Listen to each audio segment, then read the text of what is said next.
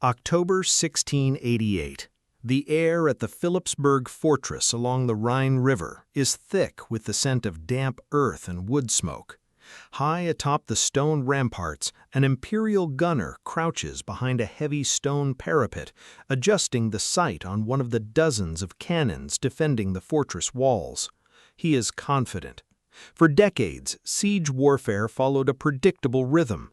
Incoming fire usually arrived in a high, whistling arc, visible to the naked eye, allowing defenders to duck or seek cover before the massive iron balls buried themselves harmlessly into the thick earthen embankments.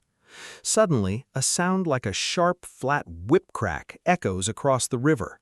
It isn't the deep, thundering boom the soldiers are used to.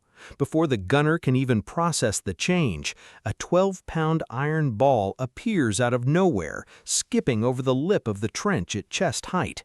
It doesn't plunge into the ground, it travels parallel to the floor of the trench, moving like a flat stone skipping across the surface of a calm pond.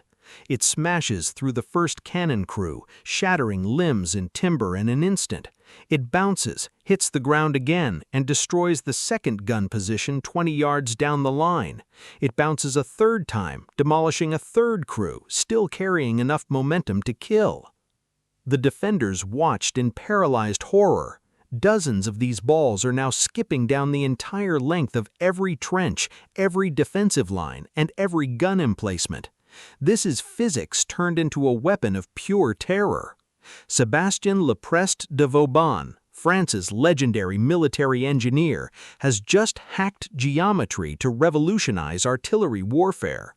This is the birth of Ricochet Fire, and it is about to change the world of siege combat forever.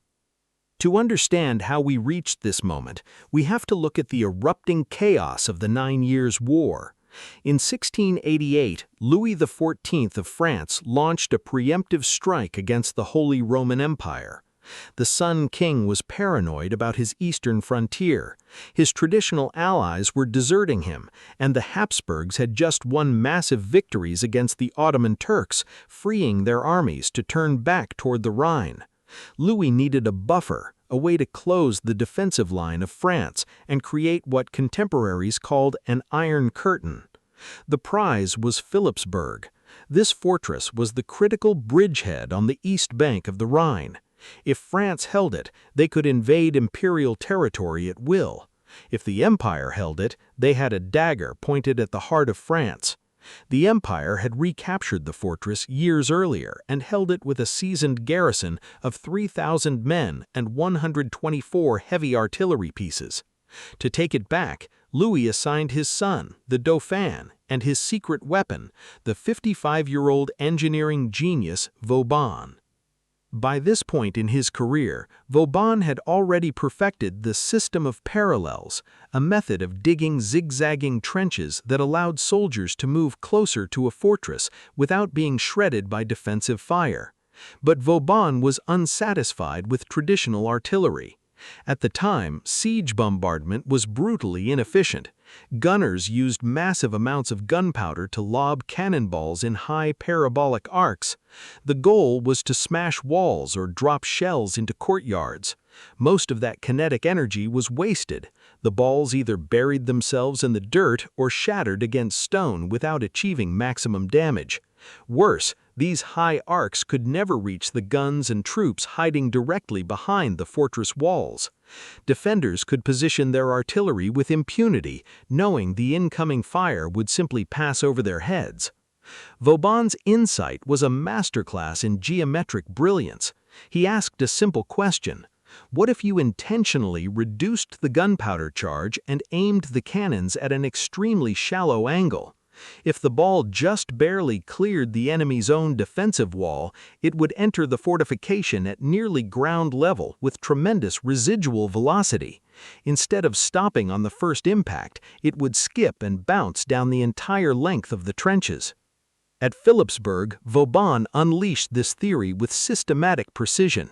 French gunners lowered their powder charges and leveled their cannons until the barrels were almost horizontal. They aimed for the crest of the enemy works. When they fired, the iron balls didn't fly into the sky, they skimmed the earth. The psychological impact on the Imperial defenders was devastating. Soldiers in the trenches, who previously felt safe behind their massive walls, now saw cannonballs skipping toward them at head height. There was nowhere to hide. Because the balls moved horizontally along the defensive lines, a single shot could do the work of 10. It cleared transverses, the mounds of earth designed to block side-to-side fire, and reached positions that were previously thought to be immune to any bombardment. Supply depots deep within the fortress, never designed to withstand direct fire, were suddenly being demolished by balls that had bounced through the interior like deadly pinballs.